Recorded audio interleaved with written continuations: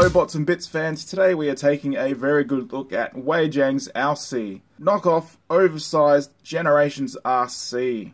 And there she is doing her best Instagram pose, saying, "Look at my new earrings." You know what I'm talking about. But in all seriousness and all respect to the character, this is someone that a lot of collectors have wanted in their collection in masterpiece scale for a long time. But does it stack up against your masterpiece figures? Let's take a look at the details. So first up we have the WeiJiang box, and this artwork on the front just looks absolutely fantastic. I hope this is custom and it hasn't been nicked off Instagram or Pinterest or even DeviantArt like Toy House Factory recently did. So in the box, as far as accessories go, we get these gorgeously done clear blue swords. That plastic is done pretty well. I do have a pretty sharp sprue mark right there, and there's a, we've got an air bubble in there, another one in there, but it doesn't seem brittle at all, given that a fair bend. And see, there's no stress, no nothing, so that, you know, it's good. And the other one is a little bit tidier. I'm only seeing the one air bubble, which is pretty good. And the gunmetal silver paint is sprayed on pretty well. You can, I don't know if you can see that, down into the peg hole. There's only a little bit of missing silver paint inside the peg hole, so they've put on quite a few layers of paint onto that, which, you know, it's unexpected.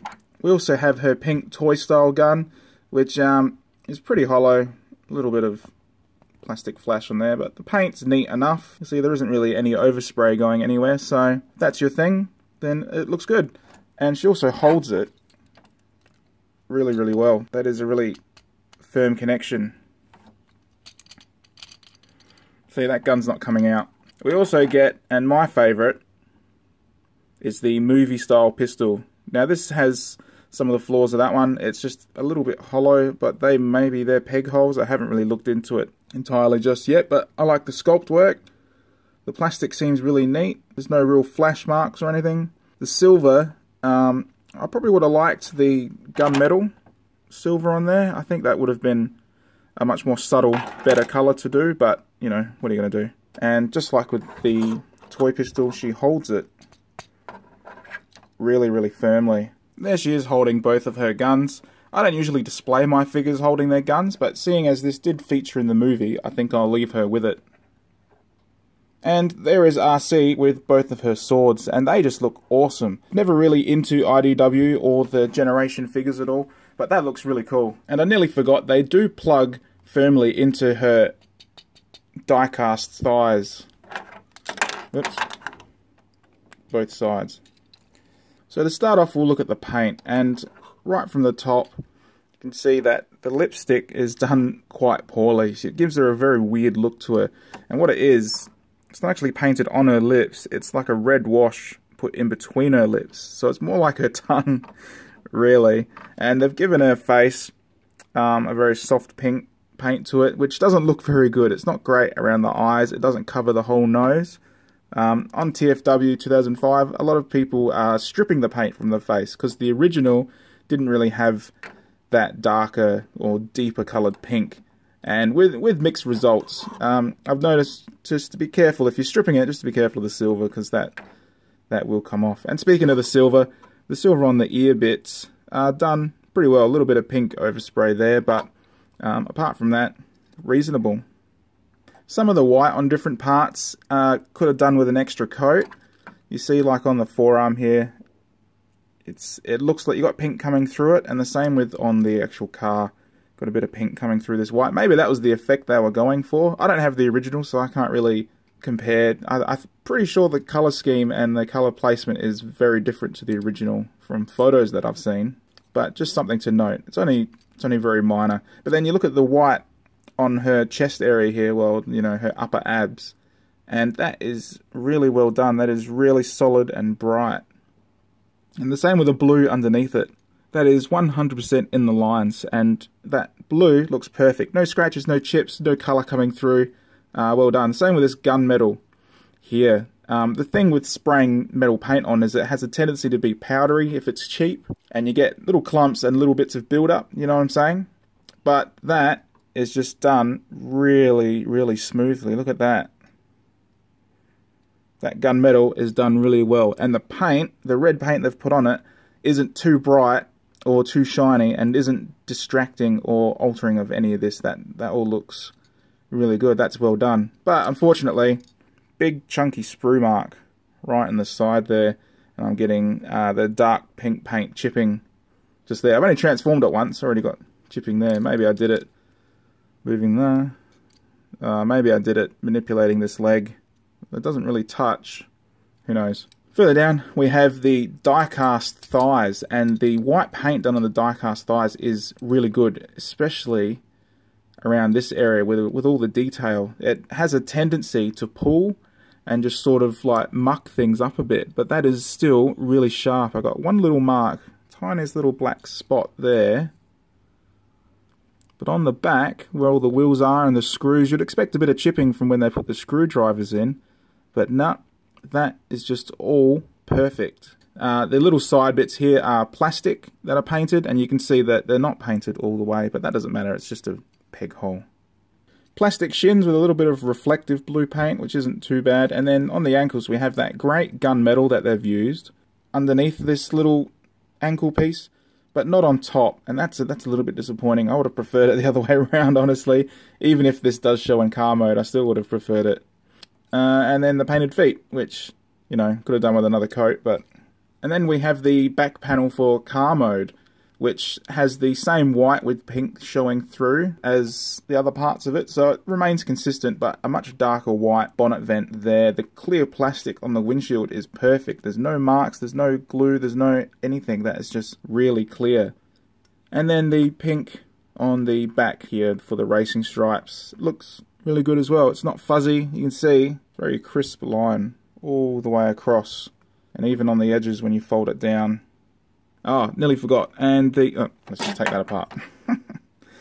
The seats there are done much more reflective gunmetal than the rest of it, and they've just used really good quality silver paint. I'm really impressed by this, because you don't even see this good quality paint on the likes of KBB.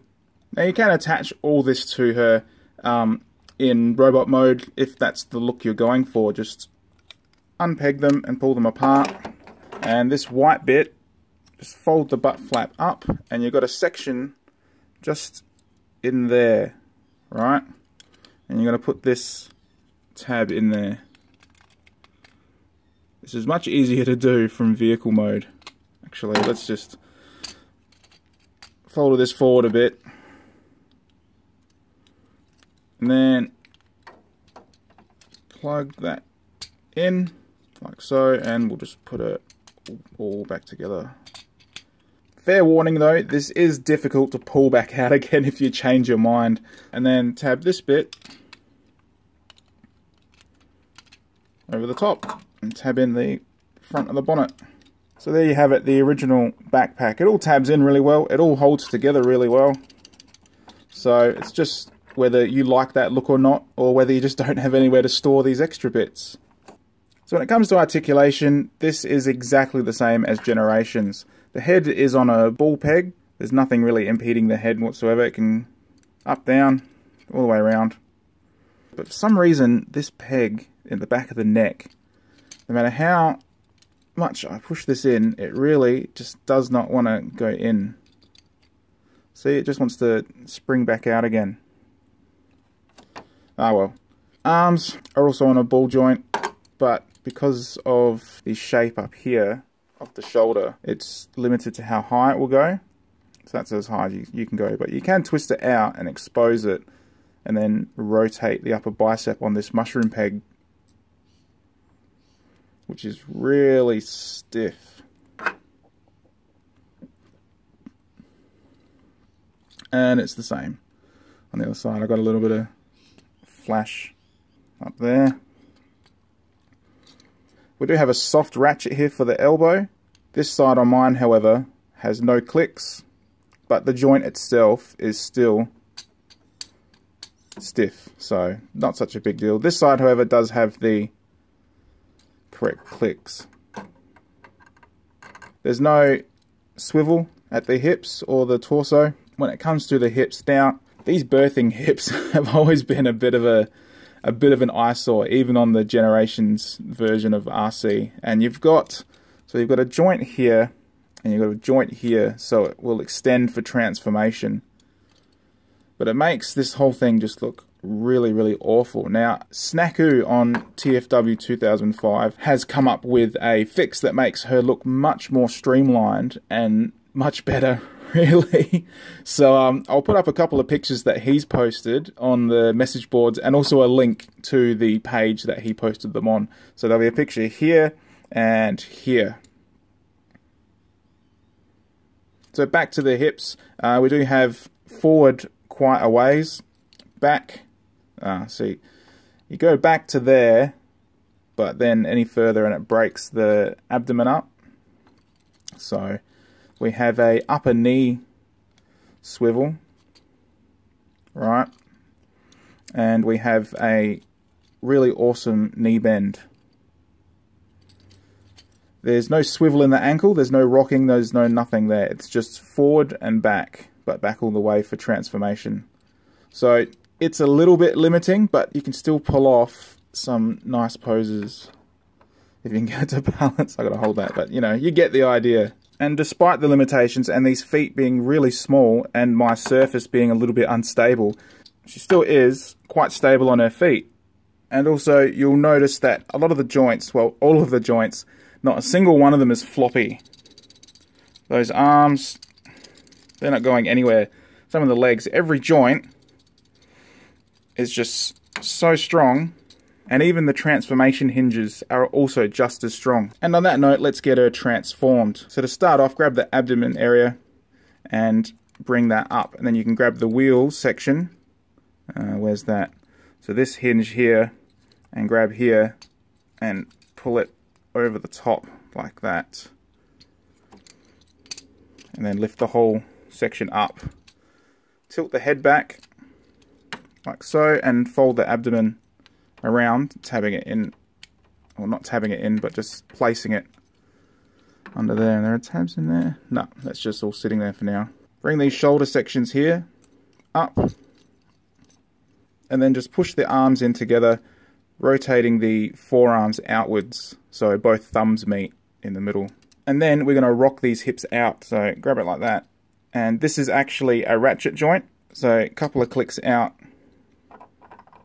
like so, and this is very stiff. Fold the feet down, straighten the knees, and then rotate them around, put them inside the wheels. Now grab this upper car panel piece, chuck that bit in, get in there. What have I done with these hips? See, so do I squish them down some more? Yeah, there we go. That was my mistake. Sorry about that. Extra click on there for this back bit to fit on. I've made a right mess of this. Tab in. Tab in. No, it's not your fault. Tab in.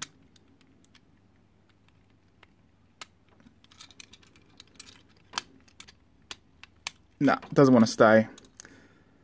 Let me take another look at this. Right, so the position of this looked fine compared to the instructions. The position of the toes, how far apart the hips were, all that sort of stuff. But it still did not want to tab in properly, so I've just given it a really good squeeze, and it's sort of angled both the feet like inwards a bit, and now I can get it to tab in. But now this foot doesn't really want to sit very well, it just keeps popping out. And also I don't really have the best join along the back there, which is a bit of a pain in the ass. I'm not going to call this a fault, because perhaps I've done something wrong. I have a feeling that I might have, but your results may vary when it comes to this. And then the final touch, just putting the bonnet and details on. Now, the problem with doing the back first, as I have, is that now these tabs here aren't in, and I can't really see how they would go in either. With it being plugged in between the seats, you can see it's actually a lot further back, and I can't, there isn't really any room to shorten that space. Yeah, the feet are in the position that they're meant to be, with the toes just slightly over this section here, but there needs to be a good another mil or maybe 2mm to sort of have this come forward, oh sorry, not forward, backwards enough to tab in under there. So I don't think this comes back anymore. Or does it? Does that rock backwards a bit? No, I'm not seeing a slider or anything. If I've done this wrong, let me know, because I feel like I have. I feel like that shouldn't be. Like, see the distance? That peg needs to get in under that white bit, but the way that I've got it now, it's just not happening. Anyway, that aside, and there's Arcee in vehicle mode all done, apart from those tabs that I couldn't quite figure out. She looks really good. I'm pretty happy with that. The different colour scheme that WeiJiang have gone for have worked really well. I think it's a very good mix of colours. It holds together really solidly. It all tabs in really well. I'm pretty impressed. The wheels are at a good length so that we're not scraping any details underneath. This isn't the right surface to test this. It's plastic on plastic, so it's just going to aquaplane all over the place. But I'm reasonably happy with that. The pistol does slot in. Which way does it go? It goes this way. Stores underneath really well, clearing out of the way. And then on the back, you can store her extra weapons. Well, all the pegs are the same, so you know. Maybe not. Gonna go in. See, they only go on the thighs one way. Or otherwise, her toy pistol goes on like that. And I just noticed under this light that the pink on the bonnet and the fenders here is actually a pearlescent pink, very slightly pearlescent. Pretty good for WeiJiang when you compare it to, say, their oversized throttle bots. The swirling on those was just awful. That's a real step up. But what you guys really want to know is, how does she scale and how does she look with the current available Movieverse figures that we've got? So there she is with Ultra Magnus, Fans Toys Tesla, Unique Toys Blur, I forgot his actual code name, Masterpiece Grimlock, X-Trans Wheelie, MP Daniel, KFC Transistor, KFC Junkions, who with a bit of finessing of the hips you can get to ride the Junkion motorbike. And just because I have him handy, you can see that WeiJiang Arcee towers over KFC Dicta.